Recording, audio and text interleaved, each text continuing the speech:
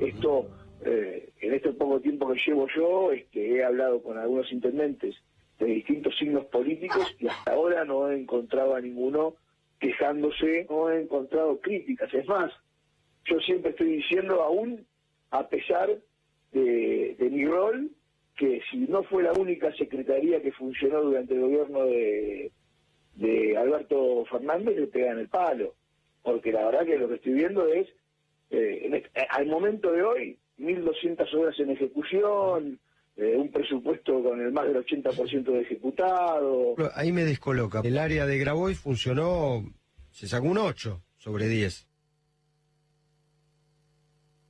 Fernanda vive en La Cava. Vivía en La Cava y vive en La Cava. El día que yo la conocí a Fernanda fue porque Juan me dijo, che, hay una dirigenta allá que es espectacular lo que está armando, qué sé yo. Juan no estaba en política partidaria, fuimos a su casa. ¿Vieron algún móvil en la casa de Fernanda Miño? No. Ahí van los móviles nada más y hay un búnker o alguna cosa así. Pero hubiera sido interesante que vean el trabajo territorial de Fernanda Miño, porque es impactante. A ellos que no les gustan los intermediarios, no existe un modelo con menos intermediarios que la gestión en la función pública de Fernanda Miño. De la villa para la villa, de los que pagan impuestos para los barrios a los que nunca llegan los impuestos. La gestión de Fernanda Miño le mejoró la calidad de vida a 1.400 barrios. Benefició a 1.400.000 personas, le dio trabajo a 150.000 personas, implementó 250.000 subsidios para mejora de vivienda. Debe ser la única funcionaria de un gobierno parasitario como el anterior, al que criticamos en todos los frentes, que no subejecutó presupuesto y que no se llevó un mango, porque sigue viviendo ahí donde muchos no pisaron ni una vez en su vida. Hay que ser cínico para atacar a Fernanda Miño. De acá, Fer, todo nuestro respeto, todo nuestro apoyo, y el día que el Estado esté lleno de funcionarias como Fernanda, ese día nosotros ya ganamos. No hace falta presentación, ¿no? Me parece que Nacho lo explicó muy bien. Gracias por venir, Fernanda. No, a ustedes por invitar. Ahora vamos a repasar, para que ustedes también lo repasen junto con nosotros, lo que ha significado, yo me lo anoto porque después pronuncio mal las cosas, el Fondo de Integración Sociourbana, de la cual fuiste la presidenta, ¿no? Sí, el Fondo Internacional del FISU, fui la presidenta, por ley tiene que la secretaria del área de la CISU tiene que encabezar como presidenta ese comité. Contame cuál es la tarea de ese fondo de integración, que ahora vamos a hablar del recorte que se hizo, y qué fue lo que vos pudiste lograr en tu gestión junto con tu equipo de trabajo, claro. Bueno, el área de integración suburbana que teníamos nosotros a nuestro cargo, la CISU, la Secretaría, estuvo en primer momento en desarrollo territorial y hábitat, y después por unos problemas que tuvimos porque no podíamos desarrollar las obras, porque no querían que sumemos a las cooperativas para trabajar directamente con el Estado, migró a desarrollo social a fines del 2020, en plena pandemia, ya con un goteo del impuesto país de este 9% en un fideicomiso que todavía no se lograba conformar. Recién cuando pasamos a desarrollo social y a través del ministro Daniel Arroyo pudimos hacerlo en conjunto y ya poner en marcha el fideicomiso y empezar a trabajar en ese dinero que ya venía del impuesto país. Al año siguiente ya tuvimos la posibilidad del aporte solidario extraordinario a las grandes fortunas, y eso nos dejó soñar que podíamos hacer en los barrios mucho más que un pasillo, algo cosmético como nos tenían acostumbrada la política en los barrios populares, y empezamos a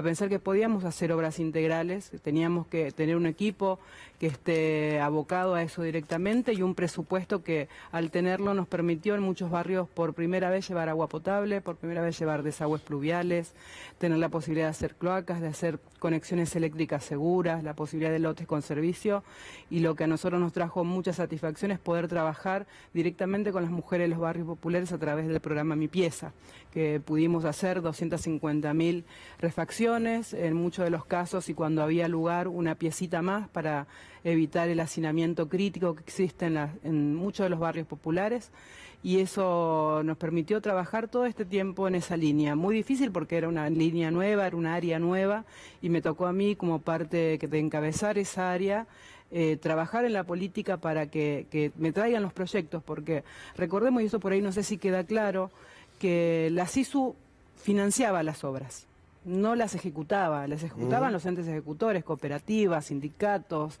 la propia iglesia, municipios y provincias. Entonces nosotros teníamos que trabajar en conjunto con todas y todos, porque al ver tanta necesidad, necesitábamos de todas las manos para poder llegar. Esto es lo que hacía, no lo vamos a ver en detenimiento porque vos sabés que trabajaste Sí. en esto, pero bueno, a partir de que el gobierno toma la decisión de recortar con esto, de terminar con esto, automáticamente se lo acusa a Juan Grabois de que se quedaba, para hacerla fácil, de que se robaba la plata y vos también ahí adentro en esa misma bolsa.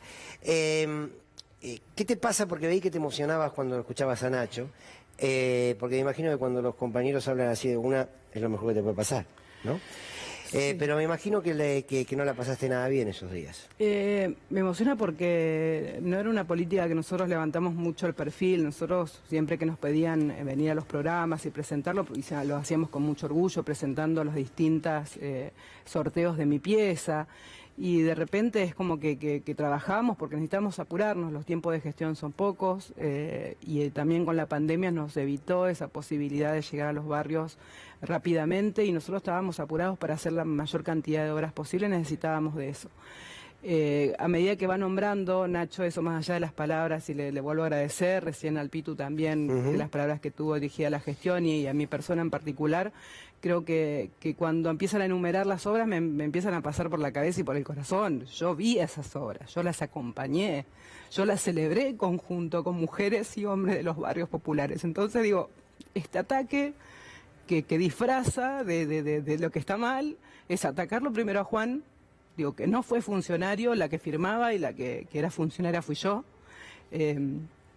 Y eso de repente es como un cúmulo de un montón de cosas. Digo, uno tiene que demostrar delante de una mentira que es honesta, que es honesto lo que hicimos. Digo, yo tengo un equipo maravilloso y que sigue estando en la SISU, sigue estando en la Secretaría. Yo ayer tuve una reunión con el nuevo funcionario y pasé a saludar a los compañeros con todo el temor de que han despedido a muchos también por una decisión también del gobierno nacional de no renovar los últimos contratos, pero volvió a rectificar lo que dice en la nota. Él no encontró nada que estuviera fuera de lugar y todo lo contrario, dice que fue una de las áreas que funcionó en el gobierno anterior. Entonces digo, queda descolocado toda esta operación.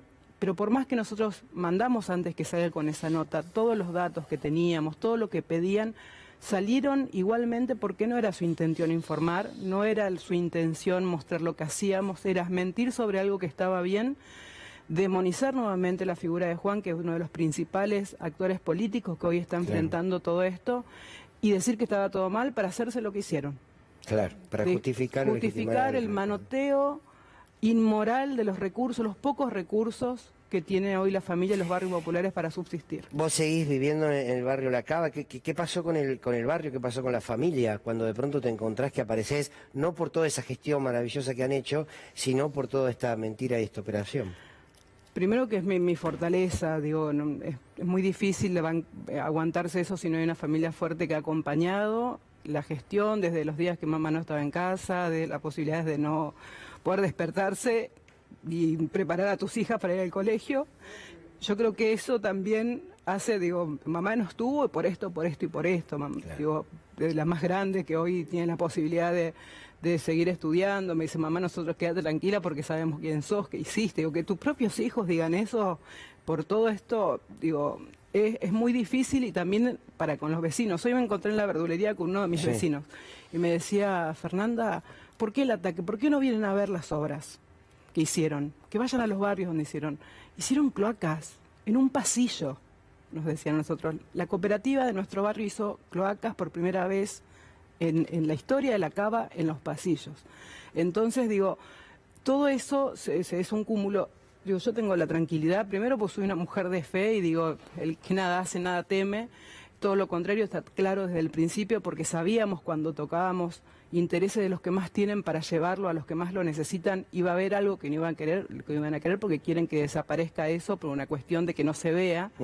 Y en vez de trabajar para poder transformarlo, mienten para volver a saquear nuevamente un ajuste brutal a los que menos tienen. Y lo que más duele también de eso es que trabajamos con todos los sectores políticos, entonces no hay de dónde agarrar, decir con ellos sí, porque con estos no. Bueno, eso también nos explicó el nuevo secretario del área. Digo, que es lo que encontró, además de tener ese reconocimiento del financiamiento también internacional, que nos valió también un reconocimiento de la labor que hicimos. Avi, a ver, vamos a ir viendo por placas para que todos podamos comprender en profundidad qué significa este trabajo que se hizo. Bueno, Fer, mira, en realidad empecemos por lo primero, que es el Fondo de Integración Sociourbana, que además se crea, fíjate vos, ¿no? En el 2019, en el gobierno de Mauricio Macri, recibía fondos de la recaudación del impuesto país, que cuando uno habla del impuesto país está bueno saber que es un impuesto para una Argentina inclusiva y solidaria. Paradoja en eso.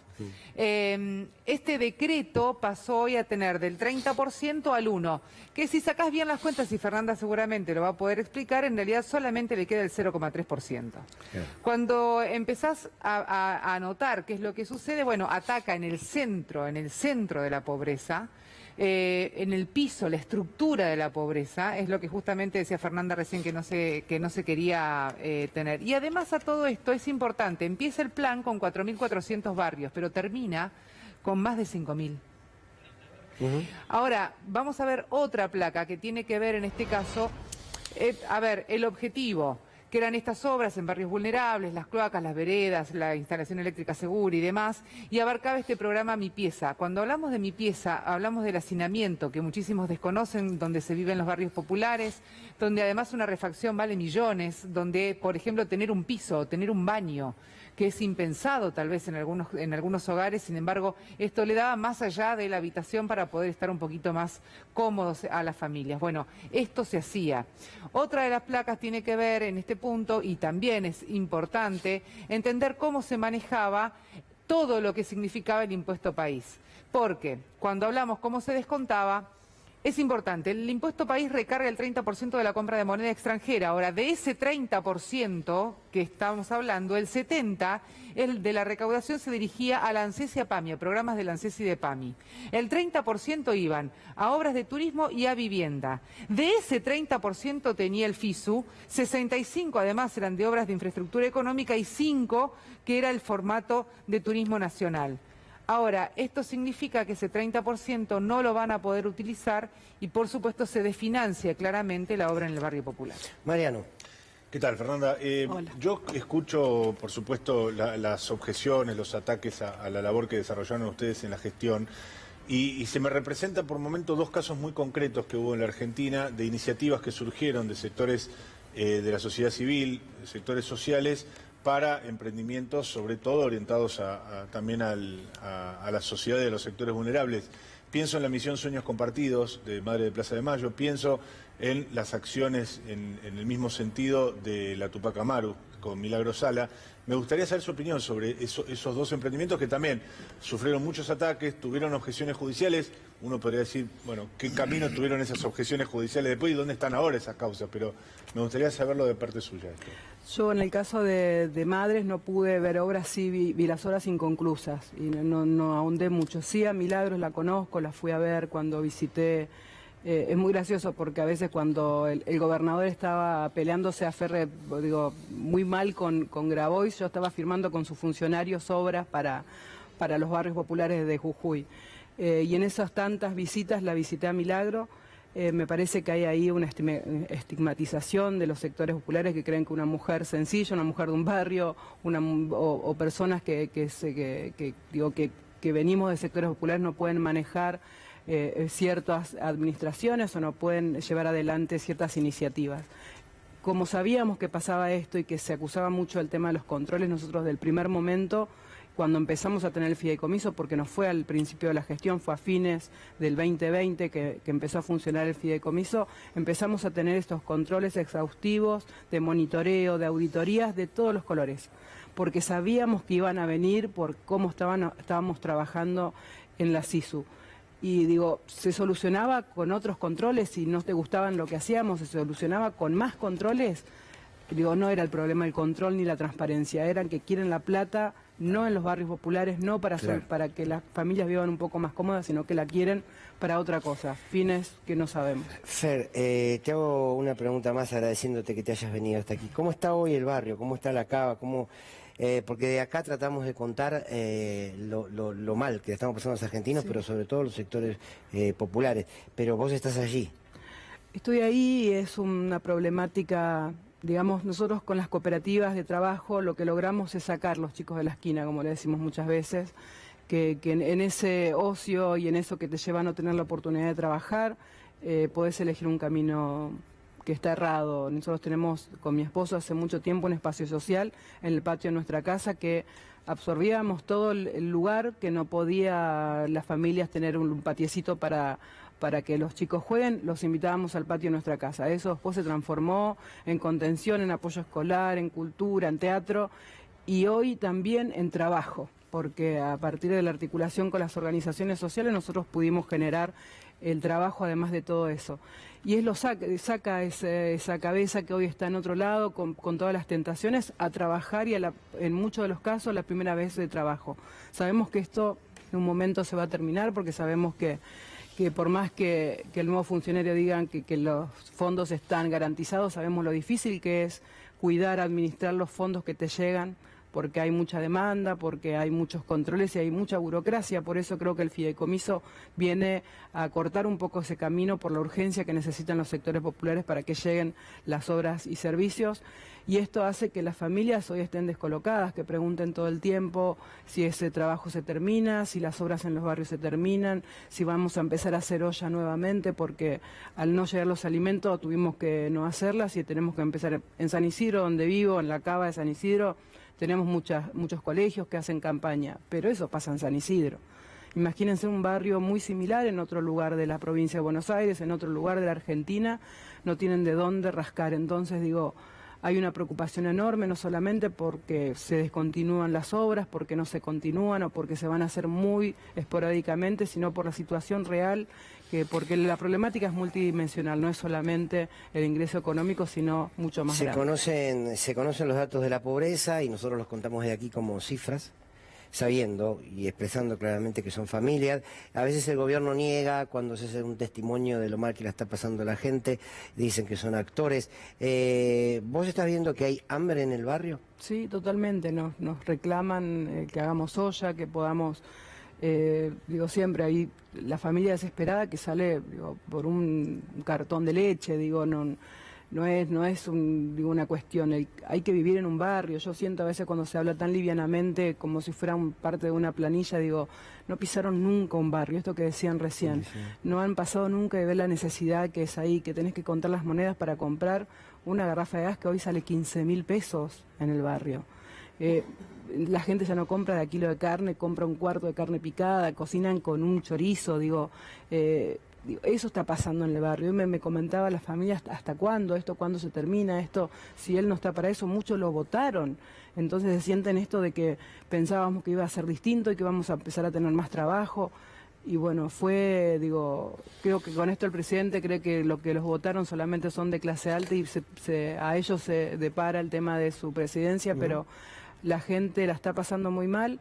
El hambre corre por los pasillos como también hoy muchos de los delitos que hacen parte de la vida cotidiana de los barrios populares y hay algo que tenemos que salir rápidamente como argentinos y argentinas y todo el movimiento nacional y popular y quienes hoy se sienten argentinos a defender nuestra patria porque está en peligro en serio.